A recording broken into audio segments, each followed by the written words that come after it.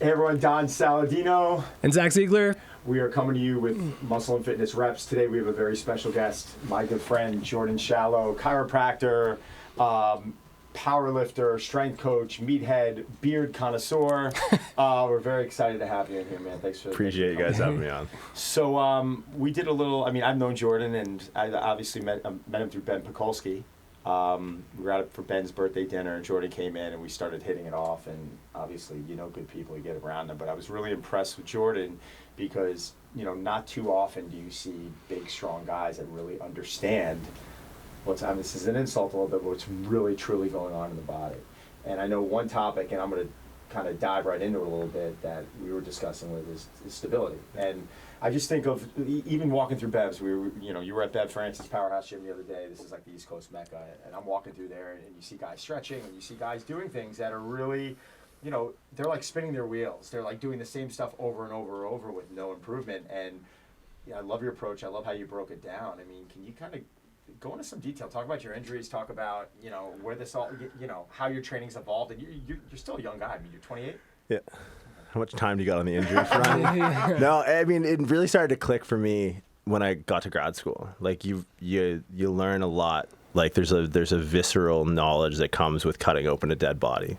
That to me was for stuff really, because in textbooks it's all clean, right? Like blue artery, vein, red, muscle, origin, insertion. It's like, it's a nightmare in there. Anyone who's taken a scalpel to someone, like, that's... I don't know if you have. No, I haven't. I don't recommend anyone going, like, killing drifters just to see what's going on, but, like, that, like, really started to click with me, and then, being in the, not the most blessed part of the gene pool, like, I'm from Newfoundland. My parents are hobbits. Like, I'm the biggest person in my family tree by like 5 inches and about 95 pounds. So I just had to make it work. And like, I knew my asset wasn't going to be like, I know guys who look at dumbbells and they just get bigger, right? Or they fit into machines well, like the force curves and the resistance, all that stuff. They just go in and it doesn't matter what they eat. Doesn't matter how often they train. Like, they're just good. It's like I knew that wasn't me.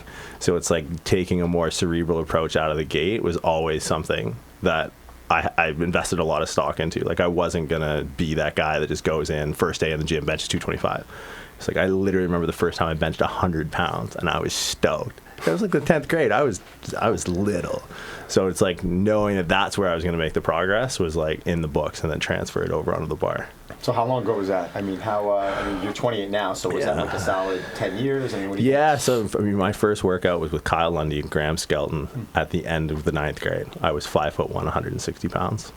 Yeah, remember it like it was yesterday. It was like one of those things where they had you do a push-up after a chest day, and you just fell flat on your face, and that was like the litmus test. Do you remember your first workout? I don't. I remember the first time I tried to put up 135, and I didn't account for the weight of the bar. Oh. And it didn't end well. No. So I just, I didn't know. So no one was there to show me, and I was just kind of feeling my way around, and learned a good lesson that day. The one plate club was big, but that's when that's like your milestone, because like guys get to a plate and like, I'm cool, I'm good, and then the guys that get to a plate and go like, I wonder what 185 feels like.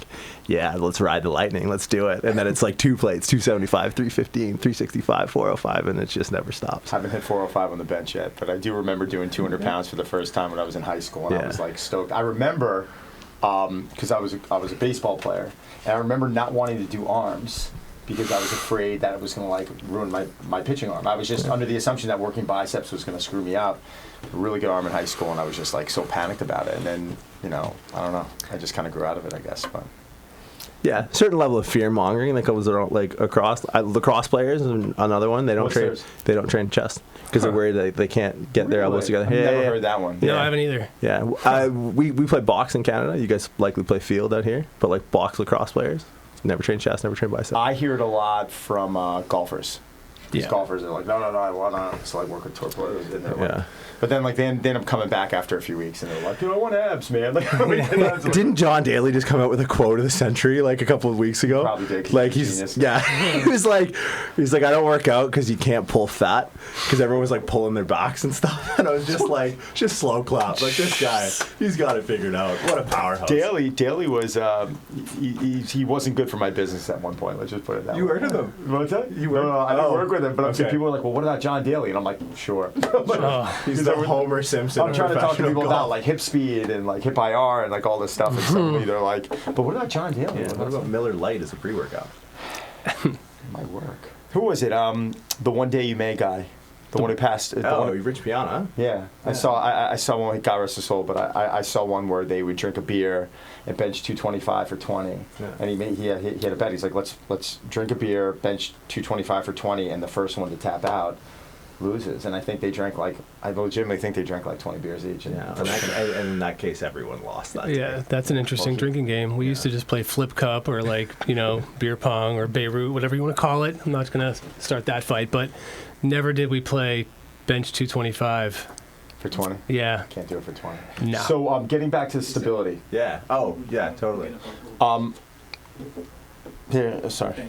So can you start breaking it down a little bit? I mean, a lot of times you see people stretching. I see it a lot with dancers. They come in and, these women, they can get into positions on the gym floor and they're training and they're just like, they're almost too elastic. Yeah. And can you get into very simple terms? Sure, yeah. I mean, people think, and we're sold, that think of a decreased likelihood of injury with increased mobility. That's what we were sold. We need to stretch more, stretch more, stretch more. And it's like in the nomenclature, right? Like if something hurts, if something's painful, everyone goes, or even if something's tight, everyone thinks, okay, it's like they think of what tightness is as just like a structural change. It's shortening in length, but it's like tightness is more of a neurological thing. So the common parlance is if something's tight, if something's painful, it's what's the stretch for this? And as like a practicing chiropractor, even a strength coach, it's like, coach, doc, what do I have to do to stretch this? And it's like, rarely is that the answer. So you talked about dancers, and I'm really glad you did, because the fat powerlifter who squats 1,000 pounds who can't tie his shoe is as equally as likely to succumb to injury as the dancer who you could fold up and put in the overhead on the flight, right? So she's hypermobile, she needs stability. Right? Because she reaches an end range of motion where if a muscle can't stabilize, the structure will. Like that's labrum, that's hip joint capsule, that's bicep tendon, whatever, ligaments, things that you can't necessarily control, right? And then the fat powerlifter is so immobile that he relies on like elastic properties of muscle. And it's like, well, you stretch an elastic enough times, it's gonna break, right? And so the big problem with stability when it's sold to us is that it's sold to us as strength. It's like stability by definition is our ability to resist force, where strength is our ability to exert force, right? Like what do you bench, right? No one ever asks how much can you kettlebell bottom under press, but those are the questions that are more pertinent to me, especially when we start talking about athletics. But I think the big problem for general population is that they just get sold on the idea of pain, right? Pain is easy. Pain is dumb. Pain is so, if we only set our sights on pain, that's a low bar to eclipse for general public, like general population, and it's subjective. So it's like if we can set everyone on the trajectory of better performance, at least that's objective. It's like, get someone out of pain. It's like, they get 8 hours of sleep, there's low stress, they go on vacation. Best thing for my practice when people go on vacation, because they come back and they're fine. Oh, yeah, doc, I feel great. Oh, yeah? Week in Kauai must have done you wonders, right? No stress, no pain. I went away last weekend at a hockey tournament where I was definitely off the diet and eating, whatever the hell I want, and I got back and I was lacking in rest. Like I clearly didn't get the right amount of sleep, like not even close, probably half. My body felt incredible, and I realized it because I was laughing, I was chilling out, and I just wasn't all wound up and all binded up. So I'm curious, because when you start looking at a lot of guys in this gym that we were at the other day, bodybuilders, powerlifters, they're so set in their ways of doing things, yet one time I went out and put a video with you guys on some kettlebell work, and I got absolutely like torched. People are like, this sucks, like I'll go with the old way, and like you even said a bottom up press, it's like gold, it's your magic. What'd you call it? That's my gatekeeper. You called it your gatekeeper. Can you explain, like he's got a list of exercises that he considers his gatekeeper. Can you go into detail a little bit? Yeah, so it's like going back to the stability thing, it's like loading stability is something different than endurance or strength, right? Like no one looks at me and goes, oh, Shallow, the guy who's a good runner, it's like fucking 270 pounds. Like, I stopped running when people stopped chasing me. But it's obvious, like if I said, hey, I squat whatever, people are like, yeah, I could see that. Yeah. But like, hey, do a 4-minute mile. Huh? What'd you think about it? Like, no fucking way, dude. Like, you're kind of out of breath right now. So like, just as strength is different than endurance, stability is different than strength. When every time we try and, what do you get told? You walk into a chiropractor, you got a weak rotator cuff, a weak core, weak hips, or weak glutes. Like, that's great. Strength isn't the answer because weakness isn't the problem.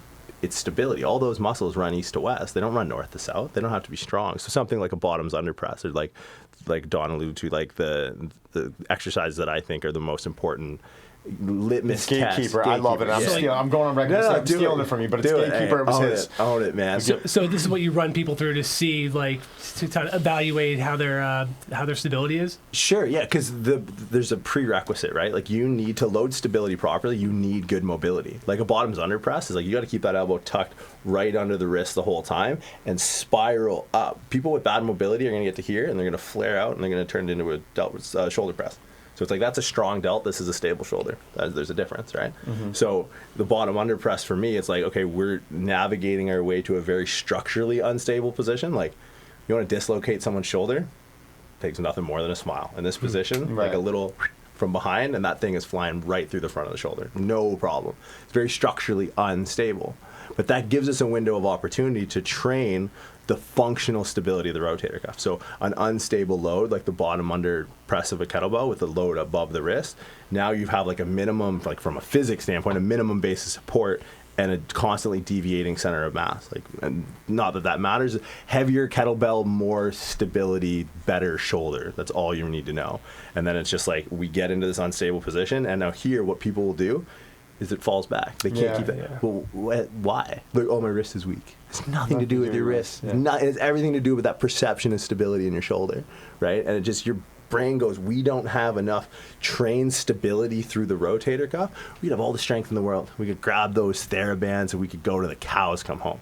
But you ain't got shit here. Right. If you can't even get into this position, you're useless. It's funny how it's funny on what we do, X doesn't always mark the spot. You know, there could be pain coming from one area that's from another area, or someone's blaming the wrist and it's not the wrist.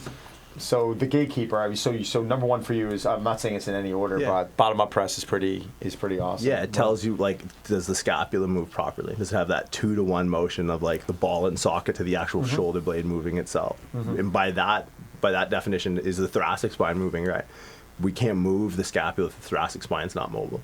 So it's like, if we can't stabilize the shoulder blade, if we can't stabilize the glenohumeral joint, we can't effectively get in that position. We get halfway up and then falls back. Look on my wrist. It's like, it's not your wrist. That's your light on the dashboard.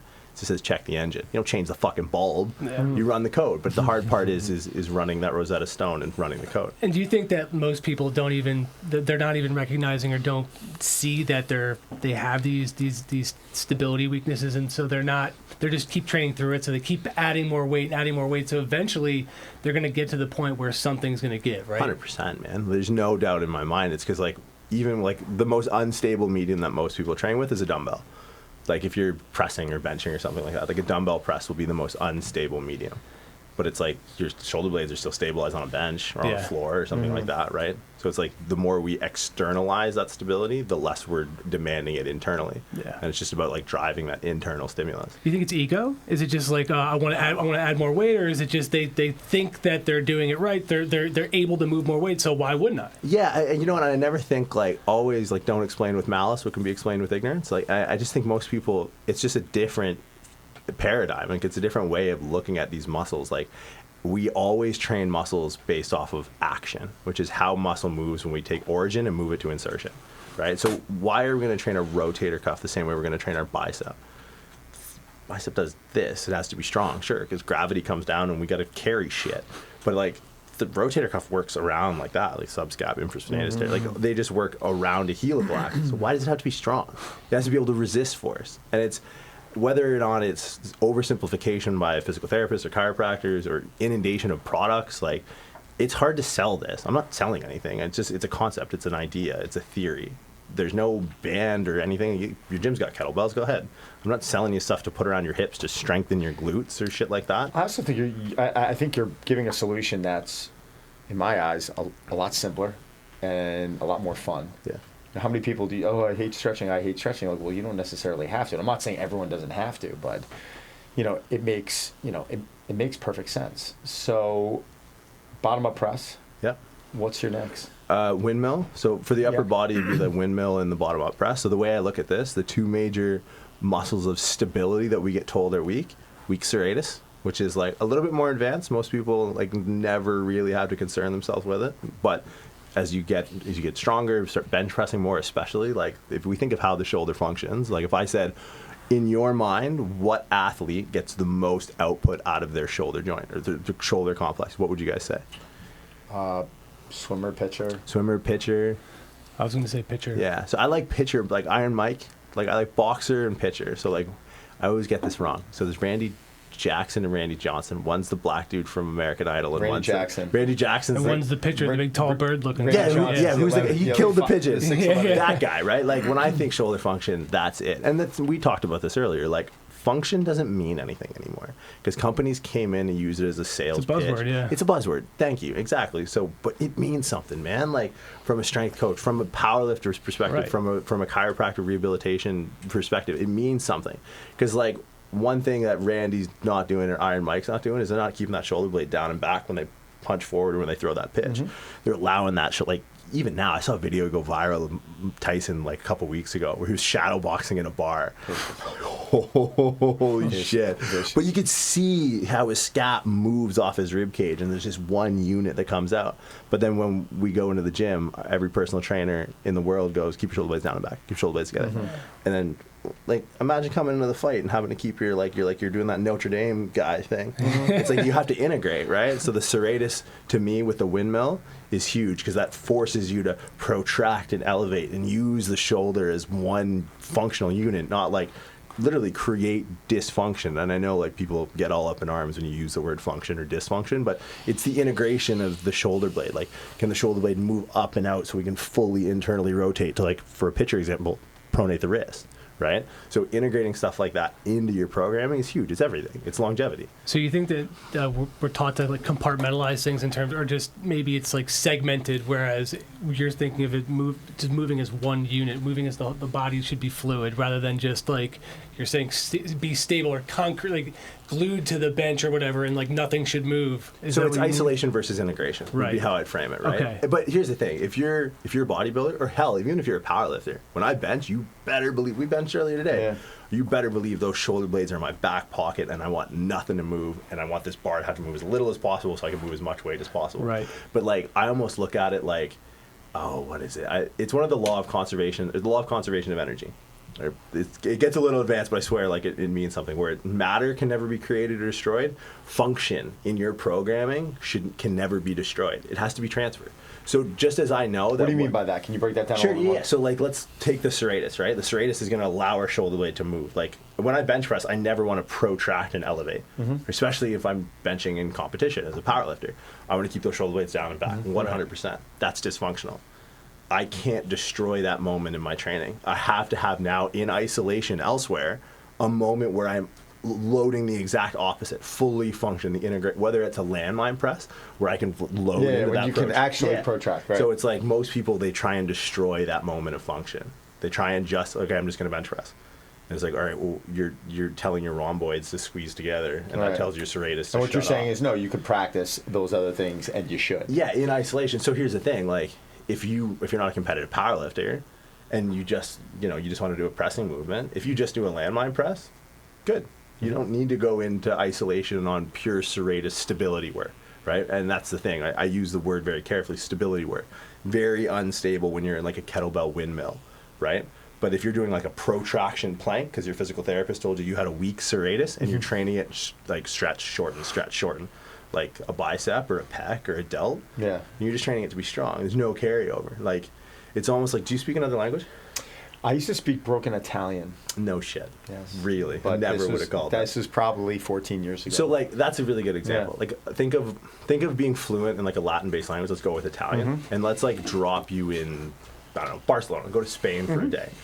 If you speak Italian, you can. If you're in Spain, you can get on a train. Yeah, you can futz around. Yeah, you can order lunch, and that's most people, right? So most people are tourists to physical activity, so they can get away without being physically literate in the adaptations they're making. that's when they strengthen muscles of stability. But as you start to push the needle and you start to hammer weights or progress in sports, you're permanent resident. That's like, all right, broken Italian, we're moving to Spain. Everyone, let's go. We're going to relocate now. You're going to want to brush up. You're going to want to make sure that you're fluent in the adaptations you're making. So I think that's where a lot of people fall short, is all the research. And you can find good research that says rotator cuff strengthening, core strengthening, hip strengthening works well. What do they work well on? Untrained. And even by definition of what most researchers call trained individuals is not trained individuals. What are they? So what would they be like? What would they be? Like college age males. It's the same bro that walks in because he's a chest and arms hero. That like, all right, who benches the most in the college gym? All right, Chad, come here. Like that's what research. It's always come here, Zach. But that's what research calls well trained, right? And it's like there's well trained and then there's major leagues. Yeah. There's well trained and then there's professional athletes, right? So it's like they're not doing research on that. So it's like extrapolating out from what we know and what we're combined to in research is what really kind of pushed the needle forward and like kept me asking questions and kind of come up with this as a system. That actually opens up something, and I know we want to finish this list, but so where is it that you would go to find quality studies or research? Because Don and I talk about this sometimes. We'll say, hey, a study came out, and we'll say, well, the study's garbage. What was the study on? How many people did they, who was part of it? Like, where was it taking place? So there's just a lot of studies every day that seem to contradict the previous study from the day before, and I think there's a lot of misinformation. So where is it that you're going to go to kind of like the basics, man, like basic physiology, basic anatomy, basic biomechanics. Like if I want what I learned, like my hip mechanics, sprint coaches. You want, because who's going to get the most output out of someone's hips? Usain Bolt, hands down. You like just as Iron Mike and Randy Johnson. Thank you. Jackson. I like the other guy because he's my favorite. Like he's your favorite. He's my favorite meme on the internet. Randy Jackson. Yeah. But he's the dog guy. What is he dog? Say? That guy? No, he's not for me, dog. Not for me, dog. That's the one. Yeah. But for me, he's upset. He's like, nah, dog. To the upper body, it's Randy, whatever, and Iron Mike. But the lower body, it's Usain Bolt. Right. Hands down, without a doubt. He's a specimen. He's an anomaly that we'll never see likely again in our lifetime. Because of what, his height? His height. And the fact that he is inherently structurally unstable. He's an 18-wheeler taking the turnpike going 120, and he keeps that bitch to the ground and fucking floors it and comes out of a 200 meter. How much taller is he than your typical sprinter? If you look at past record holders in the 1 in 200, he's on average 5 inches taller. Yeah, look at some of the ballers, right? Like who is that kid in the NCAA? The 7'5". You see that guy? No. In March Madness this year? No. Dude. Oh yeah. What? The one who split out of his shoes? I don't know. He's 7'5". No, the guy I'm who's talking about the guy. I'm talking about the guy who broke through his shoes. I'm talking about someone completely different. But I mean, like you watch some of these basketball players run down a court, and they're baby giraffes, man. Yeah. They have no control. They're fish out of water. They have no control. Like their foot is so far away from their brain that like it has there's no connectivity. They're so unstable. But Bolt is on the upper echelon of being tall. Like he could play in the league. He's 6'6". But his ability to stay completely upright and stable as he rounds a corner in the 200 is like nothing you will ever see. Yeah. People don't appreciate, like... I can still see him coming around. He's just how he's, there's even with the bank course of the turn, that's where he's most impressive. Because he literally has to run like 5 or 6 less strides than most people because he's just able to express his stride length, right? I don't even know what your original question was. We were talking. I get so excited when I talk about Bolt. Man. I was just thinking about Justin Gatlin when he ran again. Justin Gatlin was the one who lost him in the last Olympics. Yeah, and this is probably would have been a gold medal winner if Bolt wasn't even in it with him. But I just remember just how outnumbered he was almost. Right. I don't know if Gatlin ever beat Bolt. Did Bolt end up losing at a specific point? I don't even know. No, went 3 for 3 in 3 Olympics, 9 gold. No, but like outside of the Olympics and like a Worlds or some bullshit. He probably was just stoned and drunk for who knows. If anyone could do it, man, he could do it. It's pretty. So yeah. So back to we were on 2 of the however many 4 or 5. What was your question? Now we I was trying to think about it. I can't remember it. Sorry, it was really important though. So we did bottom up press. We did windmill. Where are you going to like basics, man? Like research. No. So here's the problem. There's like a revenge of the nerds culture going on right now. Like where whatever shreds, supplements, and Photoshop made their money by pulling the wool over everyone's eyes. Now all of a sudden there's like a counterculture where the heaviest thing people are lifting is clipboards, but they're fucking massaging research and putting out false data. It's bullshit. I know some of these researchers personally, and I know for a fact what they're putting out is dog shit. Because they're smart enough that they can manipulate the parameters of a study to make whatever they want to prove, right? And I've had people on my podcast, I've held their feet to the fire, and it's they hide it somewhere in like the footnotes, or they hide it in some article about conflicts of interest, and you guys are fucking charlatans, man. Mm-hmm. So it's like, well, I look at it this way, man. Like if I've ever talked to anyone, not to go too far off on a tangent, but like research has to be interpreted. People follow research like religion. It's like you can think someone lived in a whale for a few days, or what, I don't know. I've never read the book. Or like a guy died and then came back to life. Are we cutting that? Shit. But you know what I mean? It's like, but I think there's definitely like, I've read the Bible, I've read the Quran, I've read the Gita. There's things you can interpret, right, from those stories. And I think that's the same with research, man. I think research has to be interpreted, not read. And there's a difference. And the difference is not being research-based is not being evidence-based, right? Like, there's no squirrels in here. Well, fucking squirrels don't exist. All right, we've proven it's like it's so small, and like until you're you're in your office and you're seeing people who are hurt, like what commonly goes down when the system breaks, right. Or when you're on the gym floor and you're training athletes, or you're in the gym yourself, and it's like starting to develop trends. Like to me, research is so right now it's crap. So it's not all bad, but I just look to. A book I always refer people to is Anatomy Trains by Thomas Myers. Like how we integrate muscles in system to create movements. Huge. That's such a good concept for, like we talked about earlier, that light on the dashboard. Mm-hmm. That helps you develop code to run, to see like, oh, it hurts here. Then maybe down the line that creates this movement that's painful, maybe there's a weakness or instability elsewhere. So I think for me now, I get most of my knowledge from teaching. Because I'm so lucky I get to see so many people. Like, you also get to teach with some smart people also. So dude. It's also, it's definitely helpful when you surround yourself with people that I'm not saying that are smarter than you, but may know a little bit more about than you do in a specific category. Oh, sure. And that raises the whole base competency of my audience. Because I used to teach to the end user, like teach to the individual. Like I'd be in powerlifting gyms, teaching injury risk management to individual powerlifters who would go forth and take this information and hopefully help prolong their lifting career. But now I'm in a position with, I do seminars with Ben Pekulski. I developed 2 courses for Good Life Fitness in Canada, so I developed their entire personal training education for the entire company. Now I get to go to personal trainers. Now, for each person I talk to, they've trained thousands of people or thousands of hours. Now just the collective in that room it's almost like I just get to hoard all this time and all this experience. I get to learn from other people. Like it's the only reason I teach is because that's how I learn now, is like I can see people who are so messed up who've tried everything else, and it's like, okay, you've tried that for this and that worked, or you tried that for this and that didn't work. It's like that to me is where I go. It's just experience now more than anything. Yeah, but I also feel like if you're a coach, you should. It's in your duty. It's in your right to, you have to be willing to be coached, and you have to be willing to learn. And I think a big problem that we're seeing out there is that there's a large population of coaches that are very complacent. They're continuing to do the same stuff over and over, and they're not necessarily. Listen, your job as a coach is to help and improve someone. You should not, in my opinion, fine, let's face it, I work with golfers. Is swinging a golf club the best thing for the body? I would argue it is. It's not. Is baseball, is ice hockey, you're going to develop some imbalances, you're going to develop some asymmetries. Yeah.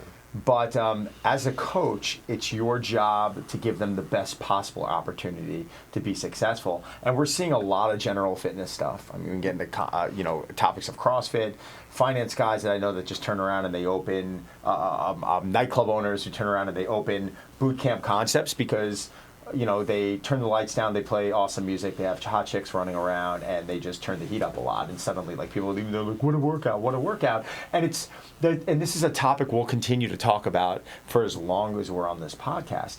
I almost feel like the viewer, the trainee, the person going into that environment, it's not their job to go in. It's not their job to go in there and know. Like, you almost say to yourself, all right, there's a level of of that person being naive.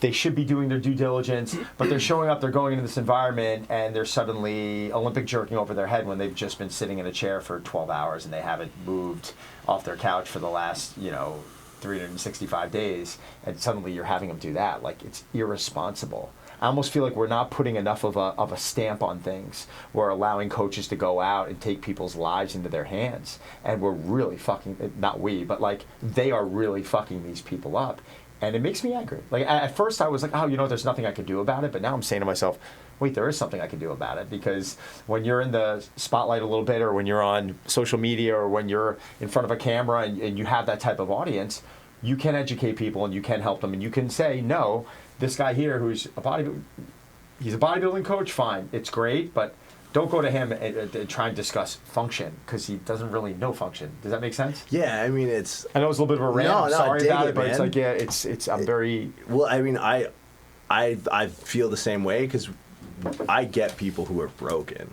And it's like, I want to do like some Dexter shit, like chiropractor, strength coach during the day, and then just fucking murder people who are doing dumb shit. Because like, I can put a face to it. Like, I can put a guy who worked with a trainer who had a weekend certification or whatever, who has the flash and flare, knows the marketing, and all of a sudden this guy's got 3 disc bulges in his low back.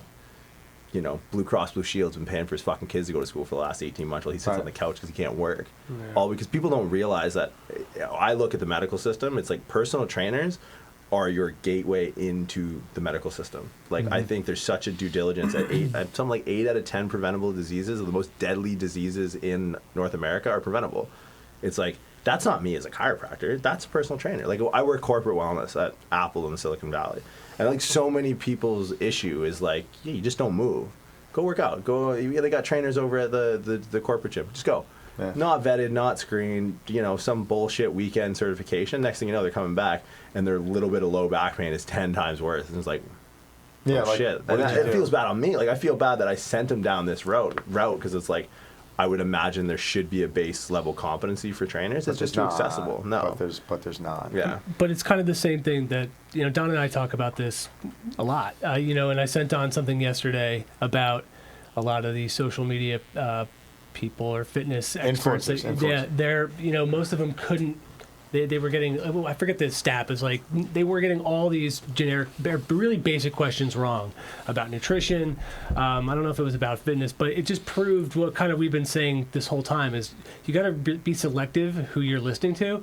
But it's just like these studies. If there's so much of this information out there, how do you know how do you divide and conquer here? Like, what to listen to, or who to follow and who not to? It becomes really hard for like regular people to know what to do. I mean, so evidence-based is based off 3 pillars, right? Most people hear evidence-based and they just think empirical research, and that's part of it.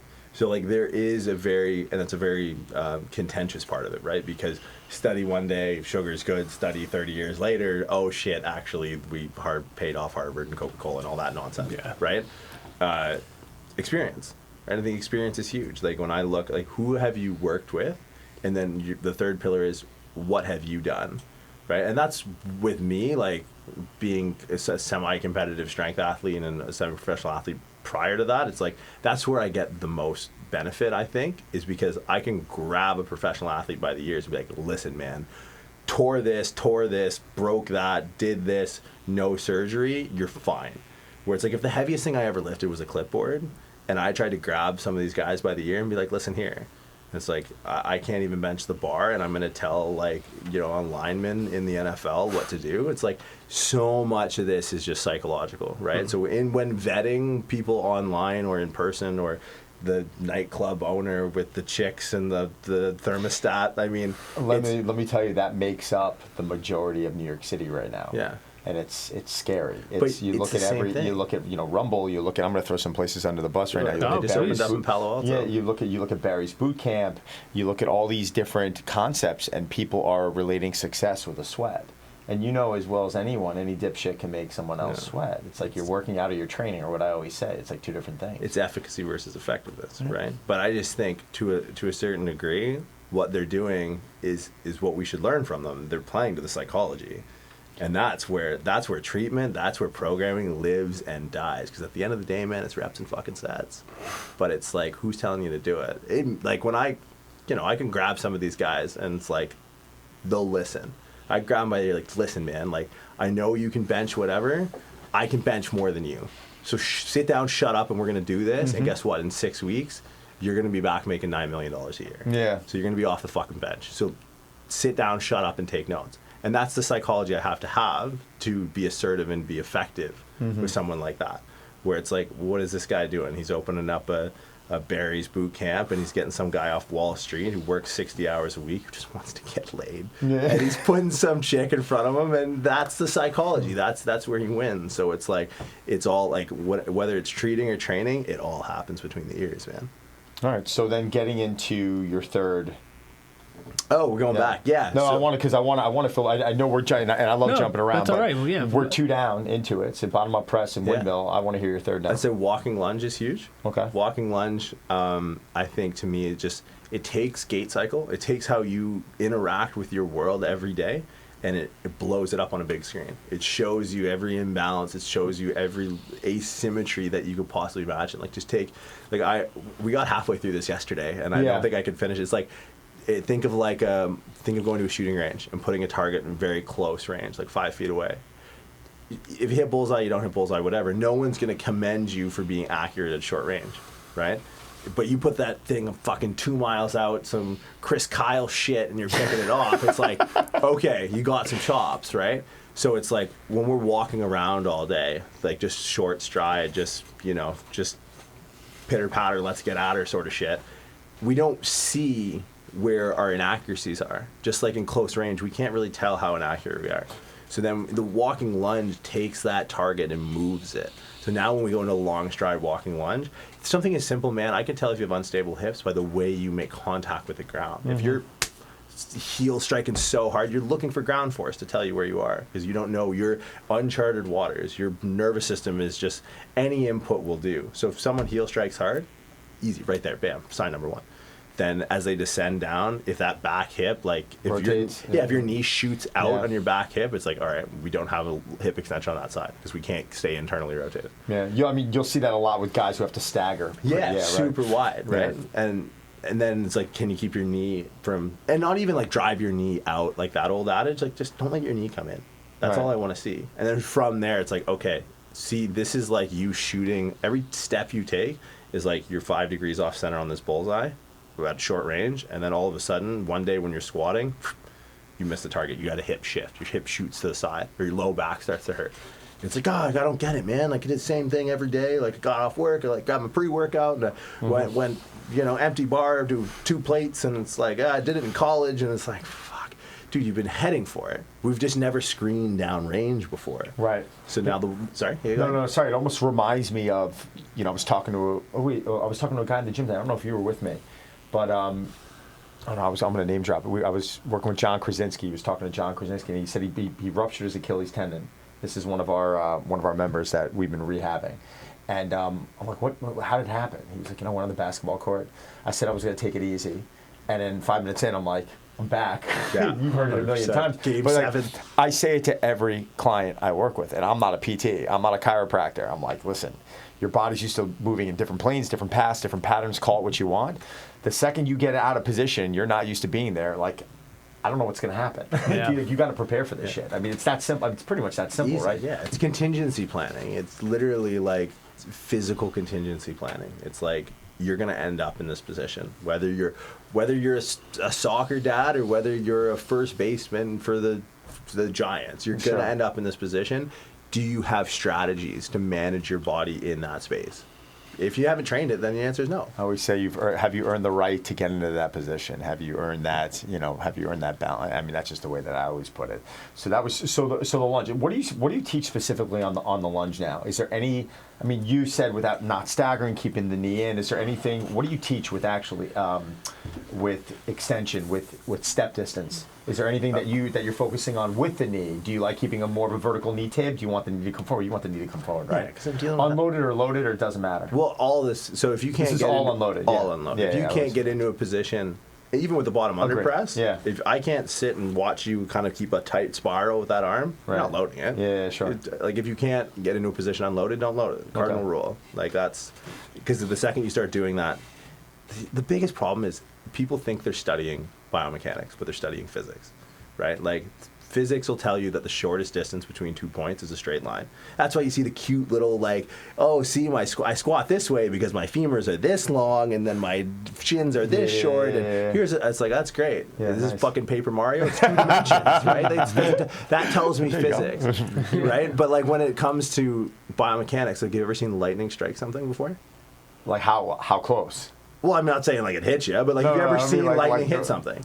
Whether it's on the Weather I Channel, think I've seen. whether I it's- think I don't know if I've seen it on camera. You've I've seen seen it from a hit, distance. Sure, from a distance. yeah. But like that's the point I'm trying to make. Is Yeah. That's biomechanics. Path of least resistance. That's how our nervous system works. Even look at a fucking map, like a neural map of your body. It looks like fucking lightning bolts. Now, what path we choose to decide is where we are putting sort of neurological lightning rods throughout the body, and that's going to call that pathway. It's not fucking like, oh, well, sagittal plane squat stick figure guy has femurs that are this long, and that's why my chest caves to my Right. knees, and that's why I've blown out. And I'm not talking about anyone in specific in the fitness industry. I'm definitely talking about someone specific in the fitness industry. But it's like they try and justify it. It's like, what about that third dimension? Well, what's the third dimension? Rotation. What's all the muscles of stability? Where do they exist? Through the rotational plane. And it's like, it's just so misinterpreted that it's like we don't know how to train muscles that run in different orientations differently. I want to ask something about because the majority of the readers are, when I say bodybuilders, I don't mean competitive, but they're there to build their physiques. Aesthetics. A lot of people will say, well, I don't really care about functionality. I just care about looking a specific way. Or you might talk to a bodybuilder who's getting on the stage at the Olympia and he's like, listen, I got to put more width on my shoulders. And then you might hear them speaking this way. But what's your thought process? And I kind of know the answer, but I want to hear this, of a more sound bodybuilder training and the idea of them being able to create more tension, contract a muscle better. If they're able to get into positions better, they're able to recover better, heal better, they should be able to look better, correct? Oh, 100%. Or long term in that, and coming from a clinical background, 2 of my close friends are probably the top 20 bodybuilders in the world. Both of them this morning announced that they just ruptured their bicep tendon. Oof. Anton Vaillant, Fouad Abia, both have ruptured bicep tendons. Anton was doing the Toronto Pro with me where I'm competing next. Right. And it's like, you know why? Because he has no external rotation in his shoulders. I guarantee it. I didn't see the video, but I guarantee it's because he can't do this with his shoulder. So when he's loading stuff, he's trying to do this with his wrist, and then he's grabbing that bar. So he's getting into that position, but there's so much torque through this elbow because his fucking shoulder won't move. So it's like, yeah, no wonder that happened. Yeah, no wonder that happened. You're gonna look real sick. If aesthetics is your goal, you're gonna look real sick with that bicep rolled up in your shoulder. Yeah, but I mean, the way Don trains, and I think, Don was on the cover of our magazine in March of 2017. No, last year, 2018. Apologies. And I thought it was really important to highlight that Don trains differently than, he doesn't just train body parts. Don trains for, to move better, and it also helps him look better. And I still need a lot of work. I mean, I'm not saying I want to bring that out too. There's times where I get better and I get worse. Clearly, right. But there's also you also step back and you change things up consistently and train differently a lot. So I think that was, but that was something I thought was important to tell people, because I think they were so used to focusing just on, today is my chest day, tomorrow is my legs, but you don't have to do that. Like, you don't have to train this way. Like, you've been taught that, but there's a lot of different ways to think about this, and I think that's why it's really important that, that we're talking to you right now about this, and that Don's philosophies were out there, and I think that's what I'm trying to get especially some of our older readers that don't know or haven't been exposed or just haven't tried to find different ways to stay healthy as they still want to look better. I just don't think they've been given the right options, right? Like, because most people, they go into a physical therapist with like, oh, my elbow hurts a bit. It's like, that's how this bicep tearing starts. I've seen enough of it. Like, your forearm kind of gets tight here. It's like, there's a storm coming. You better watch out. Yeah. Like, if you don't fix that and it's all in your shoulder, you're going to go to deadlift. And that's where I see it the most. But it doesn't have to be like, like your grandma's physical therapy exercise. Like we were talking about this today. Like people would massively benefit just doing walking lunges in your programming. Grab some dumbbells, go for a stroll, but make sure when you do that we're getting that long stride, knee over the toe, back hip stays internally rotated, like that knee doesn't cave in as we look to go through that swing phase of gait. Can we stay stable in that swing phase? Can we spend some time on one leg? That's an exercise. So it's like in rehabilitation, it's all just about scale, right? Like it's almost as if when I write programming, it's like when my mom used to grind up vegetables in my spaghetti sauce. Like I didn't eat my fucking broccoli, screw you, Mom. And it's like, in the sauce the whole time. Had no idea. Found out when I was 25. I felt lied to my whole life. But that's what it is, you know what I mean? Like we were talking today about pullovers. Like what a great it's like exercise. a lost art. I feel like it's a lost art. You don't see people doing it. But I think a great exercise for improving posture. And it's like, it's not sit at your desk with a rubber band and like, or tuck your chin back into your fucking headrest. It's like, you know, because it's about buy-in. It's about psychology. Like I've had people whose rehab exercises have been 225 front squats. Rehab. Why? Because they squat fucking 900 pounds. It's about scale, right? So it's like being able to intertwine and like have them doing this corrective work without realizing they're doing it. And that's everything. Where it's like you tell them, okay, we're going to do like a 20-minute warm-up and we're going to start with like the pink dumbbells. And we're going to do like, no, dude, I'd rather orchestrate a program that's like maybe 70% effective that'll be executed 100% of the time than something that's 100% effective that'll get executed zero amount of time. I personally like to train, like if you look at where my heart's at, the way that I like to train, and I know where you're at, but we definitely want to hear it. What we did today, you know, we got in there, we worked on a lot of stability work, and we went through a group of exercises, and the next thing you know, we warm up on the bar, and the next thing you know, we get away from that kind of prehab, what I call dynamic warm-up, whatever the hell you want to call it. I mean, everyone has a different name for it.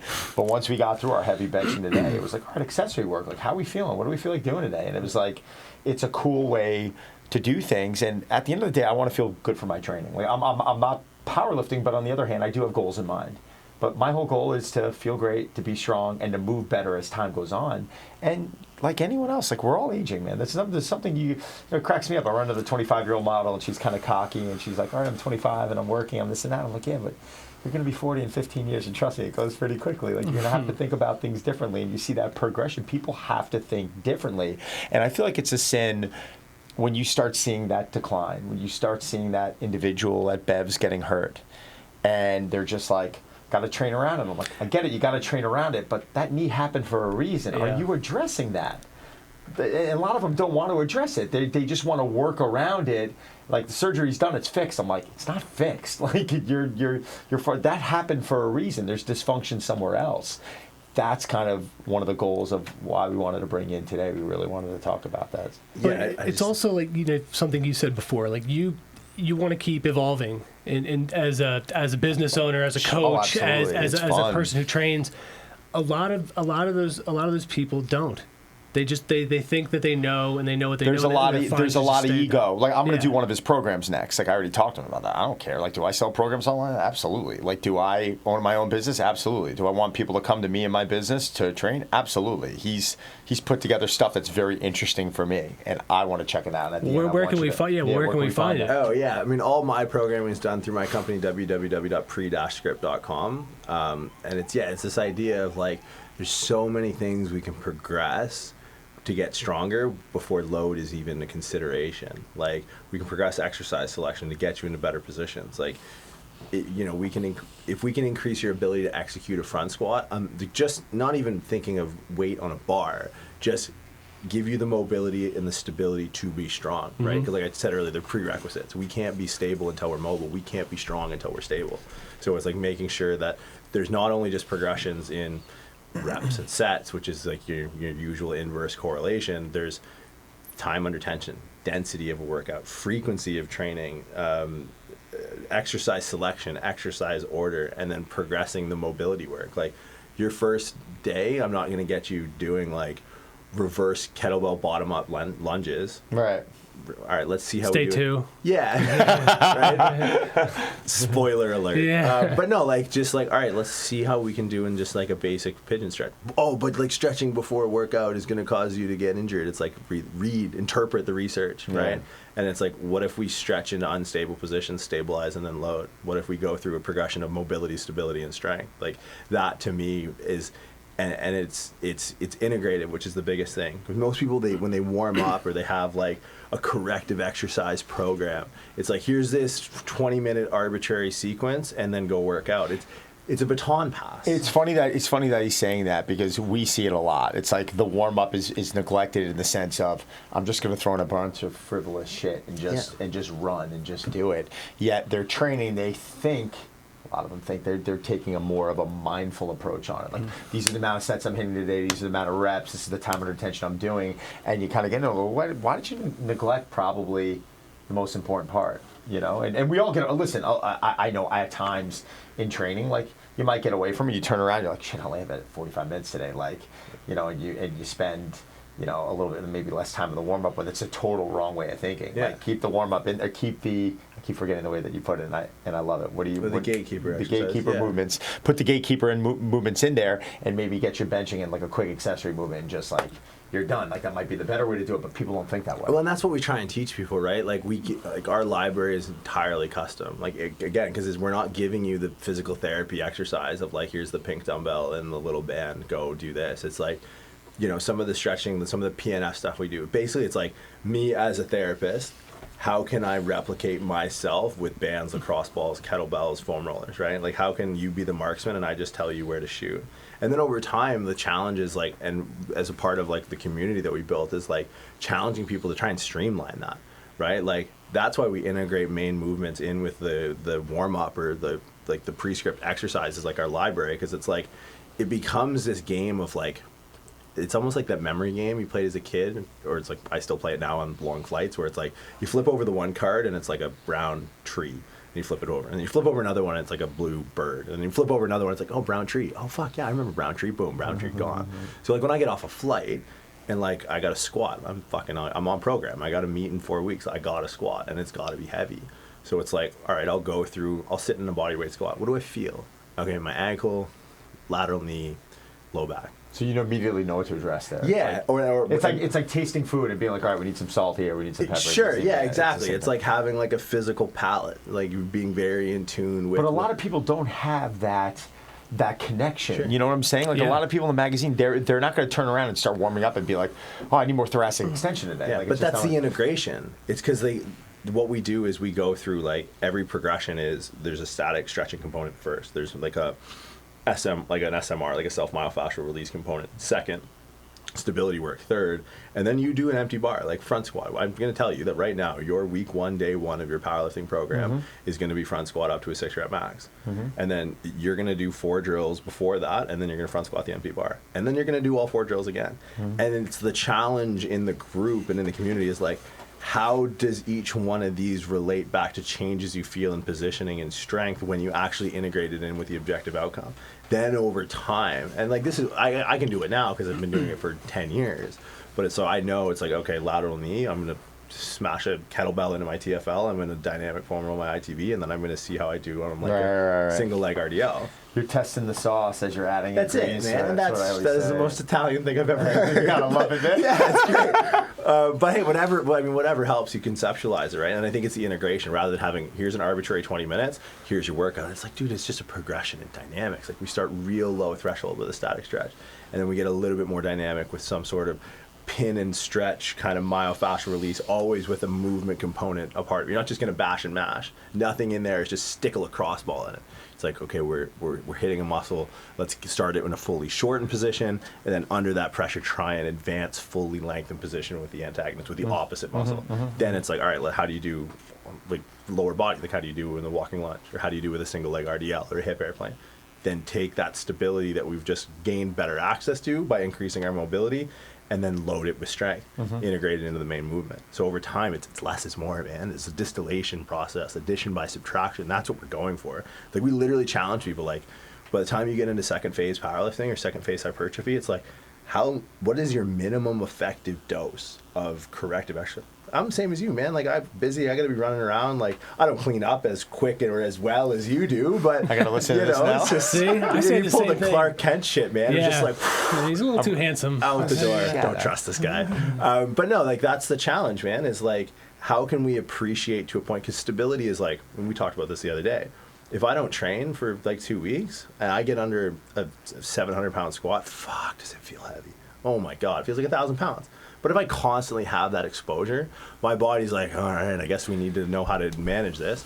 Or like with hypertrophy, like if he doesn't eat right for and train for a week, he's gonna lose what, like 8-10 pounds? Yeah, I feel like I'll lose probably close to that. Because his body's so technically inefficient because it allocates so much resource to being jacked. So if he doesn't have to constantly adapt to that stress, his body's like, whoa, we're just gonna jettison all this tissue that we have because why the fuck do we have this? But with stability, man, like with every step that you take, every time you grab something off the top shelf, you appreciate. It's the one adaptation that doesn't succumb to diminishing returns.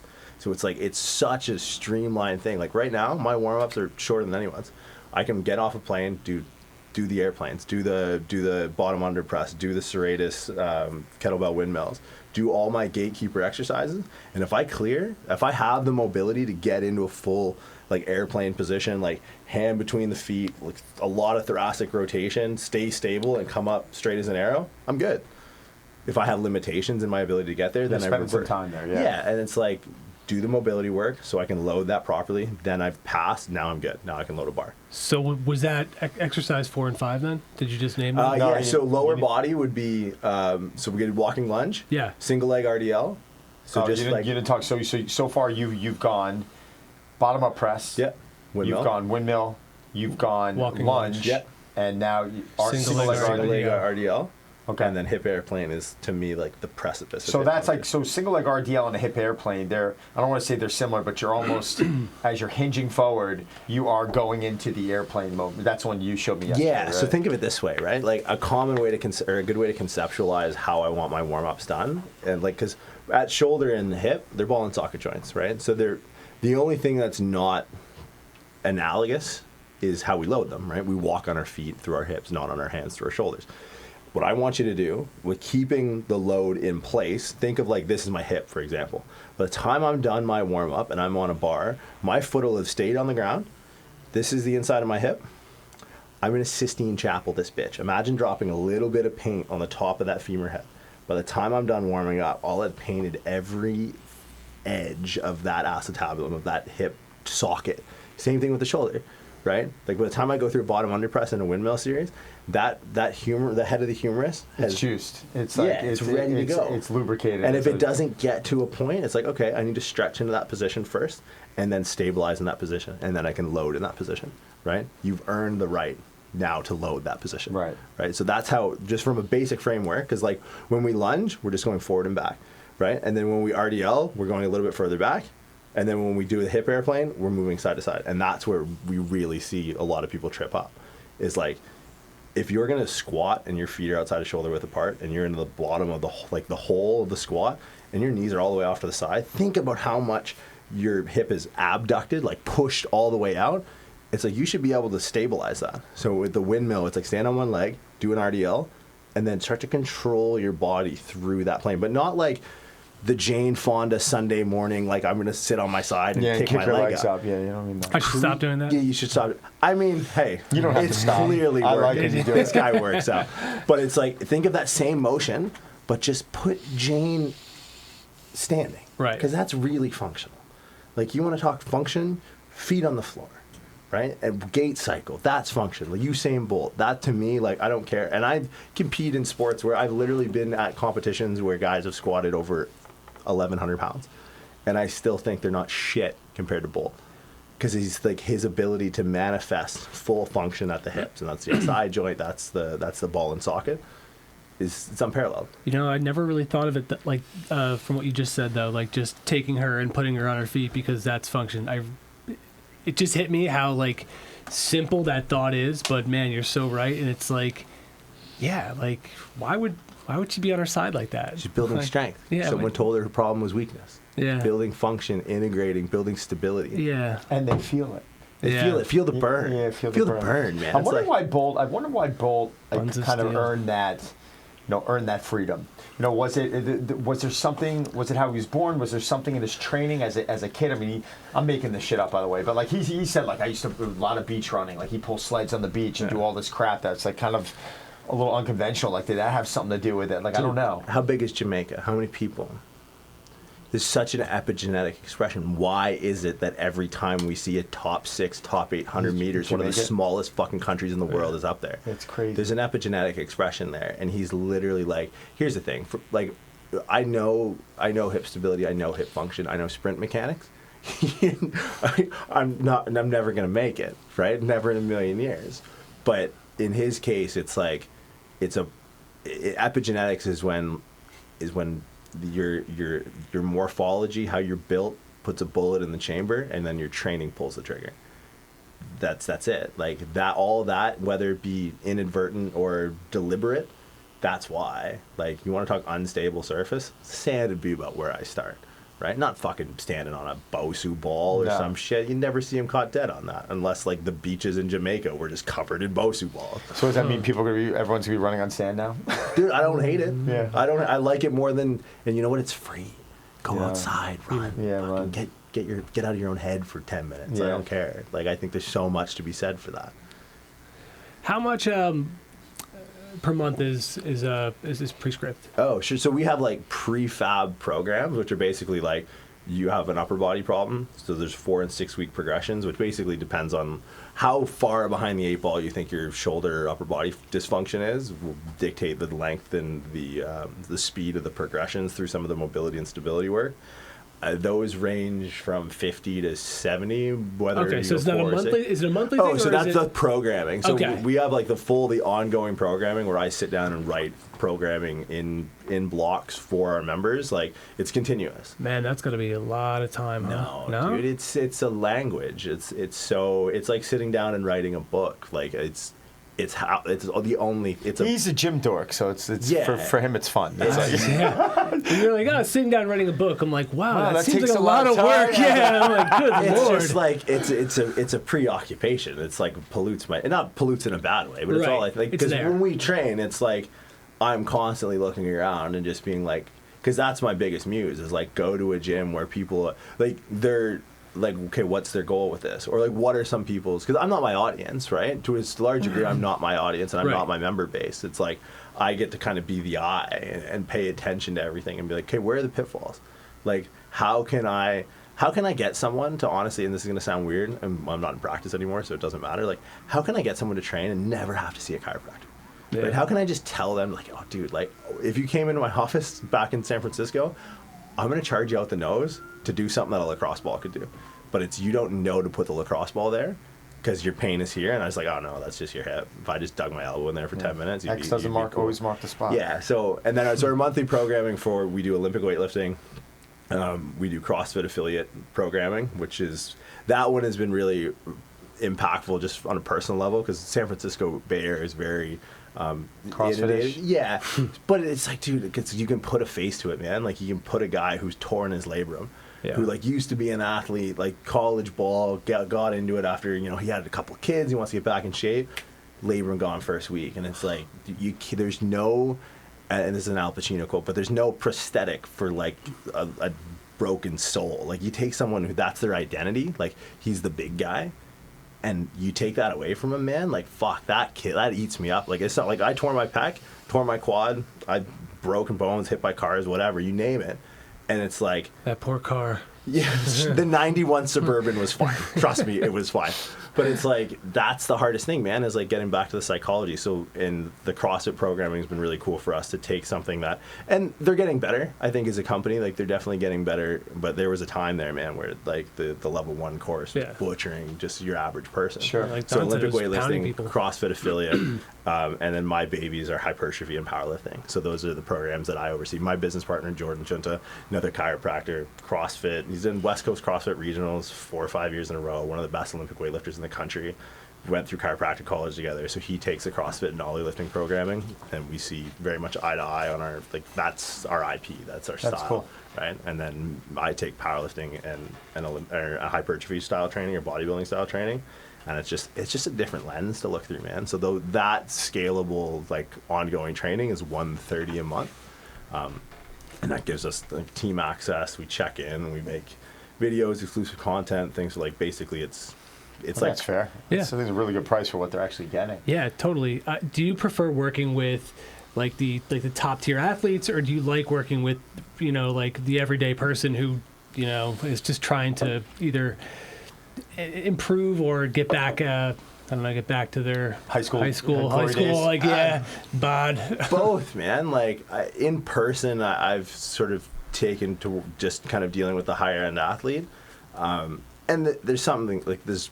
It's profound because people know who they are, and it's the Thursday night, it's the Saturday night games, it's all that. Like, being such an avid sports fan and athlete, like growing up, and even still, like, getting to like look at my phone and see some of these names, it's like you pinch yourself. So there's that. But I think from a fulfillment standpoint, man, like, you know, the guy who's getting consulted for his 4th spinal surgery, and like, you know, this guy's had to wear diapers for 18 months. Guy went to fucking West Point, man. Yeah. He's one of the baddest dudes you've ever seen in your life.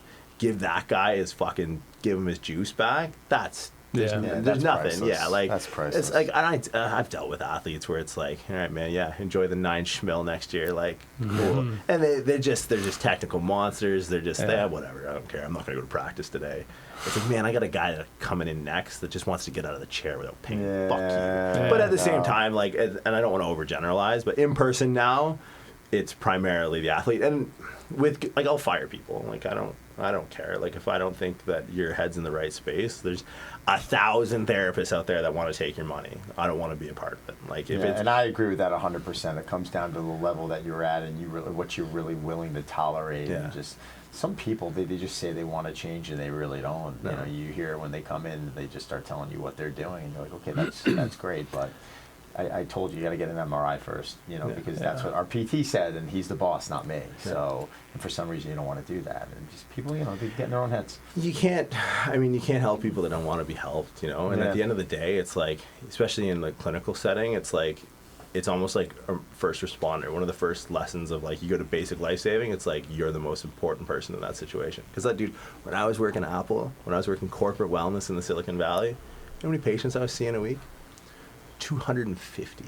I've seen 250 patients a week. Empathy doesn't last 250 patients. You can't possibly give a shit. You can't. I don't care. Right. Mother Teresa after 250 patients is like, whatever. I get it. So it's like, I want to be present. And it's so draining because, like, in that field, it's like people have such an emotional attachment with their pain, right? And it's like, it's hard to not bring home. So it's like, you know what? No. Went into private practice, capped it at 20 hours a week.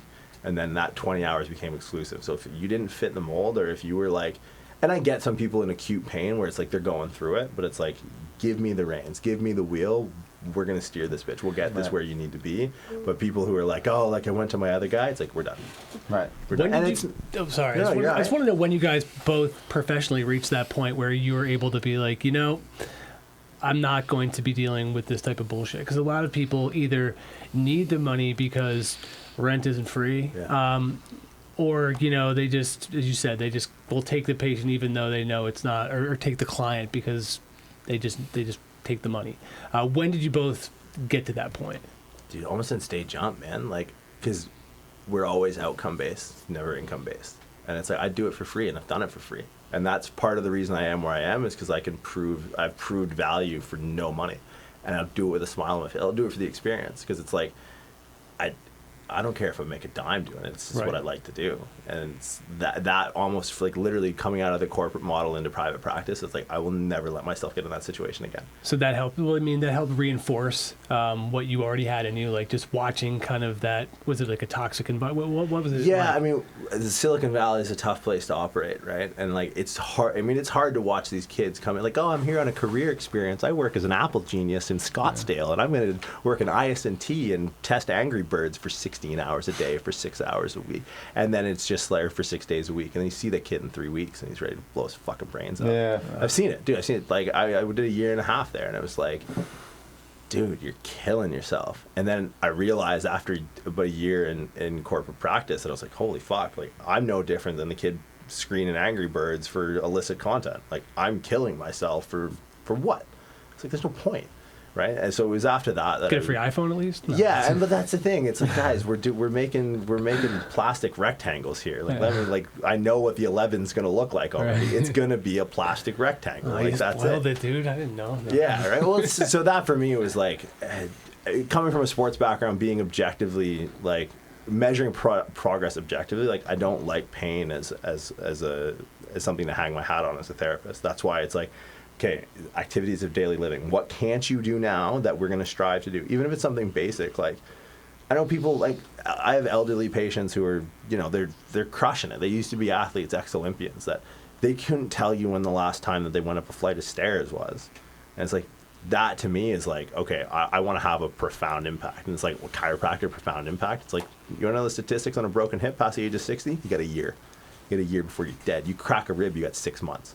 Right? So it's like that kind of shit, like forecasting and projecting out, rather than like, and nothing against them. Like, the experience I had working corporate wellness, like you need to jettison a lot of what you think you know when you walk into a room and your patient is like an on the spectrum double PhD from MIT. Because it's like, what they told you in chiropractic college, that doesn't hold up. Because and they're not mean, they're just inquisitive, and they go, yeah, but why? But why? So like, I've really been able to come up with a concentrated approach and a lot of answers to questions I didn't have because of that experience of 250 a week of just being like on trial with the smart. They're amazing people. Like, they're absolutely incredible. Like, especially when you start getting up the director level, the VP, the CEO level. Yeah, like the way these people operate is incredible. And taking from that experience the ability just to ask better questions, right? And that's what I always say. It's like, when I speak, it's like, I'm not here to give you all the answers. I'm here to help you ask better questions, because that's what I was able to do. Then moving on to Stanford, when I took the role of strength and conditioning coach, is you have 17, 18-year-old kids who are like off the charts smart. And it's the same thing. Like, I literally had kids come into session, like come into practice, like in the gym, and they just left a lecture from Condoleezza Rice, former Secretary of State under the Bush administration, right? So she's getting asked a question from Condoleezza Rice, and then she feels like, I need to know my content to the same level she's demanded of her by her professor. Right. So holy shit, you better have PhD level dissertations on why this exercise here, because they're not, and again, they're not malicious. They're just like, I just want to know. And that's the exact curiosity that gets a student athlete to the level of playing at Stanford University, or a software engineer to the level of heading up a project at Apple. So it's like, holy fuck it, I need to elevate my game to that level. Right. And there's the other end of the spectrum, which is what you see at the boot camps in the city.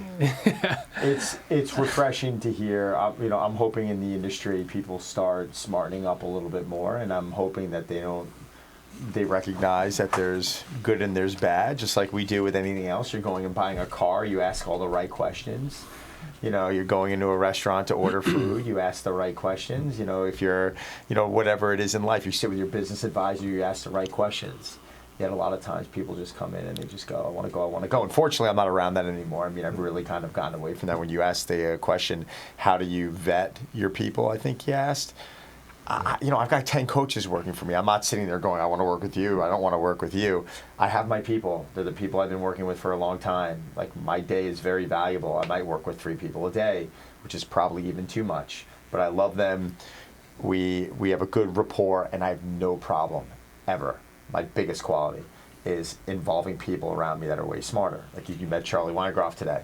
There's not a client that I've worked with at Drive in the amount of time he's been there that I haven't called him over at one point. Seriously, it's my best quality. Surround yourself, Greg Rose taught me this, surround yourself with a team of people who are way better than you in certain areas. I know my qualities, I know I'm great with, I know what I'm great at, and I'm bringing Charlie over because there's an element that I just can't bring to the table. Yeah. And I'm not supposed to, it's not my job.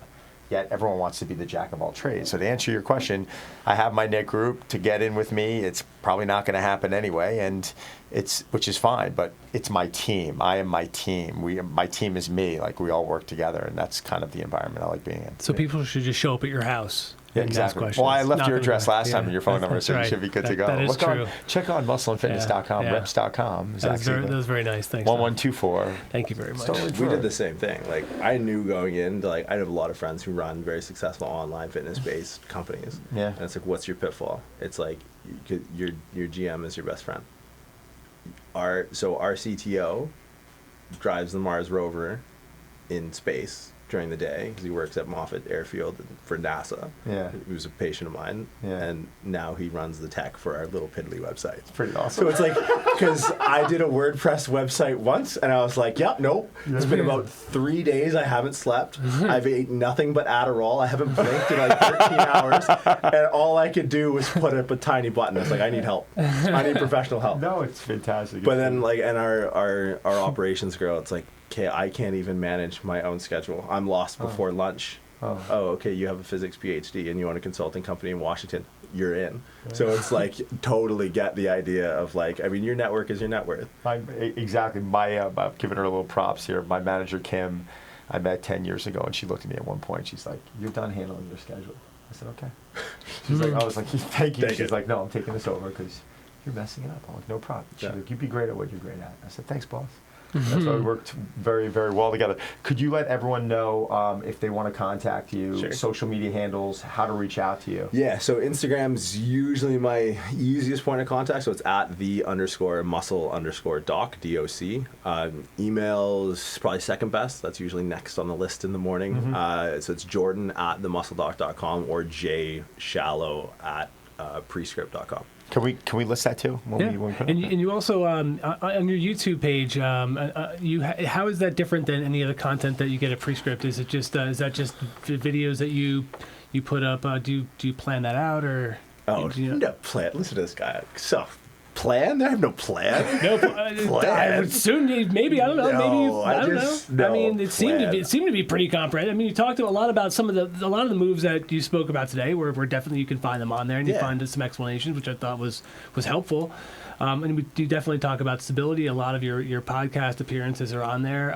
So I don't know. I didn't know if I don't know who updates it. Maybe the guy after he takes a time out from driving the rover. Comes in. I don't know. No, so the YouTube, it allows me to go deeper. I do it for me, man. I do all this for me because that's how I learn. Is like I just say these things and I look in your eyes and I look in your faces, and if I lose you or something doesn't make sense, I'm like, I need to adapt that. Maybe the concept is clear, but maybe I need to change. And I'm constantly changing how I present and how I'm just trying to get it across. We were talking about this yesterday. My job and our job is like, imagine if you've never tasted peanut butter before. I got to tell you what it tastes like. That's my job. If you've never seen the color blue before, I got to tell you what it looks like. Kinematic proprioception, the stability crap I'm talking about, it's your sixth sense. Right? That's why the 7'5" guy doesn't know where his foot is, because it's 7 feet 5 inches away from his brain. Right? It's very hard to describe someone who's disconnected to that sixth sense. So it's like the YouTube just allows me to here's words, just so many words, but it's just like that's my open mouth of my conceptual funnel where I put this out there, get absolutely pillory to the comment section. I go, how can I tighten this up? And then that finds its way into my book or finds its way into an Instagram post or upstream to an article or whatever, podcast. It's also a lot of a lot of user questions, and so it's helpful in that sense because it's just there's a lot of information. Yeah. So I think it's a good spot to check out. But those are the guys I find that are the best. Yeah. Okay, and I'm not talking about the influencers showing their abs. I'm talking about the ones that want to give. Right. It's like you want to go out there and you want to help educate people. Do it because you want to do it. Want to do it. Don't attach dollar signs to it. Especially the new coach starting out. I can't tell you in 20 years how many free sessions I've given, or how many editors I've worked out with, or how much free programming I've written, shit that I've given away. I never expected anything. And in time, things might get connected to it. And you're like, great, everyone wins here. But if you're in it for the right reasons, I think good things are going to happen, especially if you have a great head on your shoulders like you do. Yeah. And but the whole problem, this is what it comes back to, right? The whole issue is that how do we start to elevate more people like that and suppress? Get them in the magazine more. Honestly, put them in, showcase them in areas like we're doing with Jordan. Showcase them in areas that the general public have access to.